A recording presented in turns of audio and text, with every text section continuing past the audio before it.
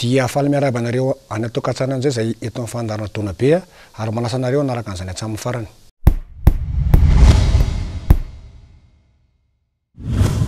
Androantsika dia anaraka ny lalao tamin'ny sabotsy lasa teo ny fédéral 2 anaraka an'izay lalao zay tsika.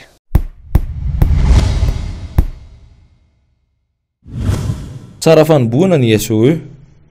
Natomboka tamin'ny sabotsy lasa teo ny fiadiana izay ho tompondakan'i Madagasikara eo amin'ny diviziona faharoa na ilay antsoina hoe fédéral 2. Isan'ireo ekipa fanta-daza nivarina ho fédéral 2 ny stade olympique de Lemire. Nasehony tamin'io andro voalohany io fa tsy anaiky lembenana izy ireo fa hiady ho lasa fédéral 1. Ireo ekipa efa fantatra hatramin'ny faran'ny tampilalaovana lasa teo fa ho isan'ny diviziona faharoa no nampin'ireo izay tsy tafavoaka tamin'ny fifantsanana hiakatra ho amin'ny gold top 20 no mandrafitra ny mpifaninana ao anatin'ny fédéral 2. Nozarain'ny tompon'andraikitra teknika ao amin'ny fédération ho vondrona efatra ireo ekipa 12 mpandray anjara ka ny asabotsy teo no nisantatra ity fifananam-pirenena ity. Isan'ny ekipa niady mafy ny SOE ka nahazo ny fandresena 12 noho ny 10 nanoloana ny FT Anjanahary. Nampiseho ireto mpilalao an'ny stady ireto fa tsy maintsy averina amin'ny herin'ny fahiny ny club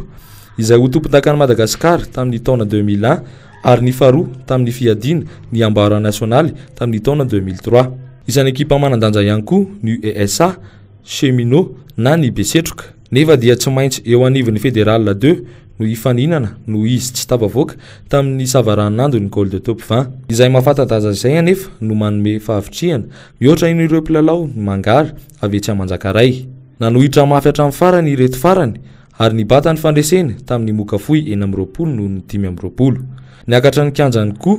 ny UIRC. Ekipa faharoa avy ao amin'ny commune Antananarivo renivohitra niaona tamin'ny 15 family avy etsy amin'ny Manaritsy Atsananana. Nafana dia nafana lalao ary nivoaka nandresy mazava tamin'ny isa 12 noho ny 19 ny mpilalao avy ao Manaritsy Atsananana. Raha iny andro voalohany iny no asiteny dia manome toky ireo ekipa mpandray anjara fa hiady daholo ny lalao satria mafy izany te hiakatra ho amin'ny diviziona ambony izany amin'ny tampilalaovana manaraka.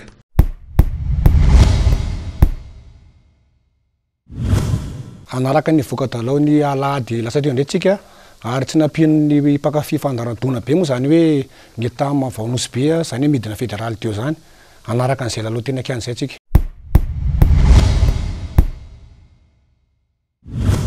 Mitohy ny fandresen'ny 3FB tsy mety mandresa ny tamy manosy be. Nangotraka ny lalao teny amin'ny kianjan'ny Makiandotapenaka ny alahady teo. Lalao efatra tao anatin'ny fiadiana izay ho tompondakan'ny fédéral 1 no notanterahina ka nahitana indray ny 3FB ny bata ny fandresena ary ny tamy manosy be tsy nentina tohitra ny mpifanandrina taminy. Nataony alahady teo ny andro fadimy eo amin'ny fiadiana izay ho tompondakan'i Madagasikara eo amin'ny diviziona voalohany na ny antsoina hoe fédéral 1 ankehitriny.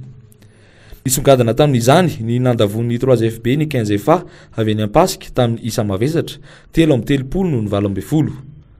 Tsara petraka avokoa ny fanafiana na ny fiarovatenan'ireo mpilalao ny ministera fahasalamana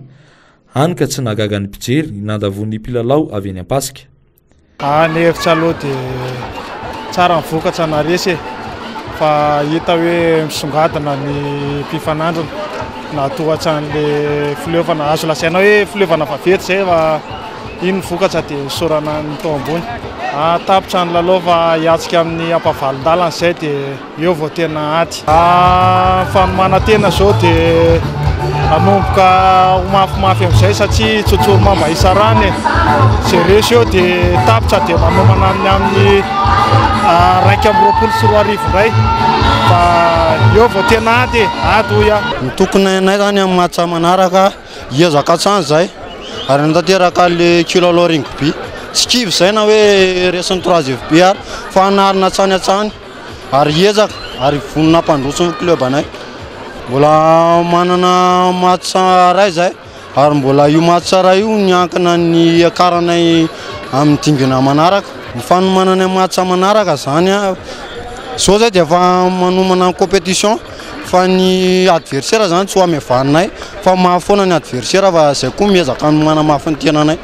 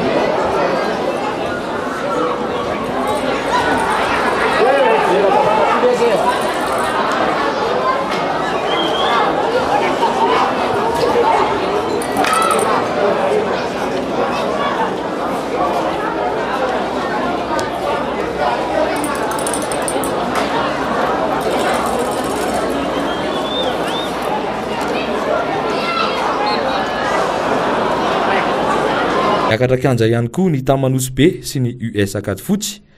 izay samy teo ampitadiavana ny fandresena mba hijanonana ao anatin'ny diviziona voalohany amin'ny taona ho avy. Niady koa ny lalao ary lasa ny mpilalao ny Akady Fotsy tamin'ny Mokafoy 5-20 noho ny 7-20 ny fandresena. Araka izany dia efa toy ny amin'ny diviziona faharoa ny Fédéral 2 ny Tamanosy Be tamin'ny taom-pilalaovana manaraka.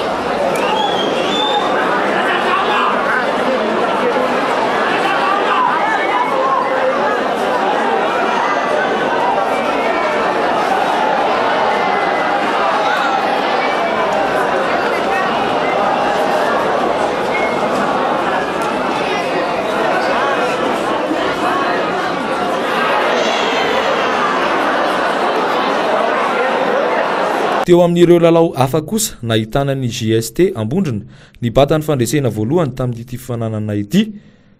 lavony tamin'ny isa 70 noho ny 20 ny 15 avenir avy eny Antotapenaka. Tsy nampiotsina ny mpilalaon'ny Ambondrona ny niady mafy teo anatrehan'ny mpilalaon'ny 15 avenir ka nandrobany ny fandresena.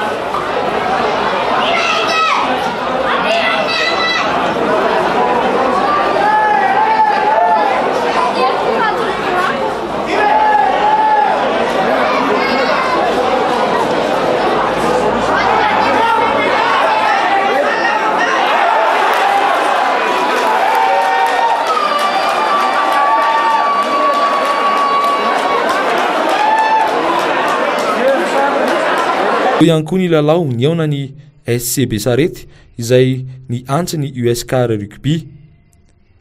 Nanao izay hoafany tokoa ny mpilalao avy eny Besarety saingy nanatombo kely ny mpilalao teo amin'ny commune Antananarivo Renivohitra teo amin'ny fitsarana baolina ka nibata ny fandresena tamin'ny isa tery 4-20 noho ny 3-20.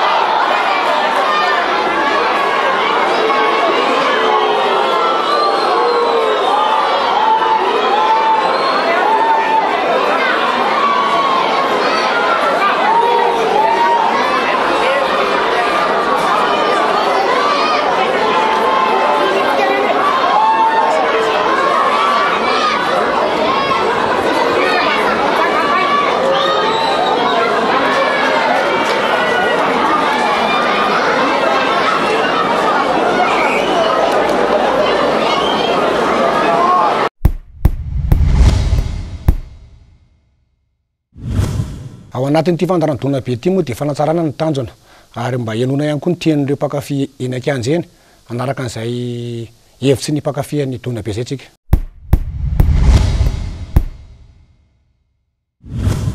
Misy fandrosoana ihany aloha izy zao fa no zavatra ray fotsiny hoe tsy fahampiana kely amin'ny filevana zao tsirairay zao ny terrain fanaovana entraînement angamba zao tena tsy dia misy satria ny terrain rehetra zany zao ohatra ny hoe lasa nanaovana fanjakana foto-drafitra asa daholo ka zao mampalahelo kely ka netsona tena amin'ireo mpitondra fanjakana angamba mba hijerevana ny tontolon'ny rugby ety ambany tanàna satria io fitazanan'ny tanora ataontsika mba hialana amin'ny rehetra hoe amin'ny fisotroana fananana amin'ny zava-mahadomelona rehetra dia fitazana tanora zany dia mba ilaina mba misy terrain satria ihany zany tsy ampy amin'ilay fampandrosoana ny tontolo atao amintsika. Ny fahafinaretana aloha zany tena metimety fa le faran'le bandy mba ataovy jerevan'le fédération ihany fa hoe tapitra ny tena rugby dia aiza mba faran'le bandy tsisy farany zany le rugby hoe atombo ray io sa adinina indray ty manao ty rugby mivoatra mivoatra ny rugby fa adinina indray zany io atao io ny fanatsaran'ny fédération zany mbo mena tena mamena zany le rondra vao tapitra ny fahatandrano dia mbo mandray izy fa hoe tapitra ny fahatandrano eo anatin'le makidy reraka izy. Voalohany indrindra koa le arbitre mba mila ifampidiniana ny zava-misy fa lasa ohatriny hoe azonao tsy fantatsa le hoe izy lasa ohatriny hoe alatra be vava dia lasa mifanopa mipiloka sy ny arbitre. Arbitre mba tena tokony ifanaraka amin'ny rezuer reo satria le zuer lasa miady fotsiny ny arbitre avy eo mpinamana ihany fa aloha zany tsisy tsony ny ala tsarangary arbitre zay tena tian'le rugby tena tiana io fa zao le mba herim-pona mihitsy zany mba tena hoe maresiny ray dia maresiny ray nanareo koa rge mahazo fihina reny tsara ny baolina io zay mba hitahitanay. Raha ny fahitana ny rugby malagasy aloha eto amintsika amin'izao dia tena mivoatra tokoa satria maro ireo ekipa national sy ireo ekipa vao misonitra zany marina fa mivoatra ny rugby malagasy fa tsy ambany toerana kosa ireo Champions League misy eto amintsika amin'izao fotoana izao. Koa eo amin'le fédération sy ny lapi sy ny ligue zany azonao inona zany antony le tsy hifanarahana nefa le rugby mandeha foana le joueur zany zao lasa misarasaraka ny sainy azonao fa tokony ho tenenina zany sodiniana zazavatsy zay any mpakafy aloha zany dia ty zany zao fialam-boly aloha tena hita hoe mbola makatoa be mihitsy le olona mijery azy karaha vao tsisy arany rugby dia hita hoe mijaly any le olona mijery an'le satria no foty mantsy tsy naindray vao misy foty dia ity nefa hitan'le malagasy dia tena lasa be be le olona satria akafi an'le foty ianao na akafi volley na basket reny tsy dia misy mihitsy na ny tournant reny ary fa ty zany zao hita hoe tournant tsara indrindra zao eto amintsika eto Madagasikara aloha dia fa lasa makafi an'izy daholo mihitsy ny olona. Tasonina zany mahazo tombom-barotra fa mpanao rugby raha vao tapitra ny fahatandrano dia reraka ary zalahy vao tapitra ny madimy amby efapolo taona anazy na efapolo taona dia fizaka tanteraka izy dia aiza misy azy la makiondry zalahy nefa tsy mbola nahazo na tsano ray ary. Aloha mba handeha zany le matsa ny tena elita deo fa hita mihitsy hatramin'izao moa dia tian'ny tena fédération na sy ligue mifamalomaly lavy eo foana dia ny ankizy madinika tsy hita nefa ireo ny kapokany zay raha ngamba tiana ampitaina andreo fédération na sy ligue reo mitambatra mihitsy za mody fa za mody miada ny tena hijerena anazy aty avelany zay le rugby tena mahafinaritra ny tontolon'ny rugby fa zay le tena loatsany le tena le Anjevanarivo Atsimon-drano zany aiza zany mba misy anay amin'ireo tena hoe rugby reo zay ny tena mampalahelo anay zany tsy mahay mandraina andraikiny ny olona tokony ndraiky sa tokony ho raisiny asa mikorotana foana ny rugby malagasitsika eny éphémère moa zany fa zay satria hafa ny engagement ny éphémère hafa ny engagement ny ina moa lakiray tsy haiko tsy adidiko le ohatr'izay manentana atsika malagasy mpiarabelona zay makafy zay ty indrindrindrindra na tsy makafy mba olina fa ny rugby dia misy amin'ny makafy na tsy manam-pahaizana ary fa manana fahavitsiana.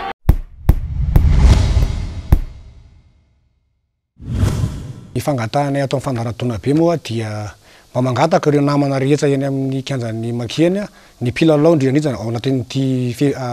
top 20 ity mba misy manao match sabotsy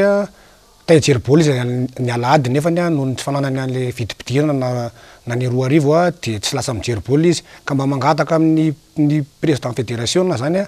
ny manao ny top 20 ray manontolo matokony mba jerena manokana kosa satria jerena manokana ny tombontsoan'ny mpanao rugby tsy miady nininy izy ireo fa mazay fotsiny mba fangatana hoe aloha mba raha manao boly izy ny asabotsy mba miditra fotsiny izy ny alahady satria mba ry zareo no artiste mba jeren'olo eny akianjy eny nefa ny alahady izy de akana fidirana mba fangatahana eny anay satria mba miara-marary am'ireo namana rehetrarehetra reny tena anay ka mba atsipy ny tady eny Atanjokinomy ary atsipy ny teny eny Ampomalala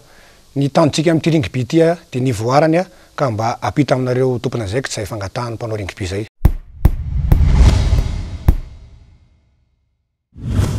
Apitsateto-jery ny fandarana Dona Be ka ametsaky ny veloma manjapeno aminareo namana rehetra sy indrindra moa ireo mpanolotra hevitra na teny anatsarana ty fandarana Dona Be ty de mangasisaka am'izany izy tompoka de pasika le avaty amin'ny benja ho anareo de veloma manjapeno tompoka.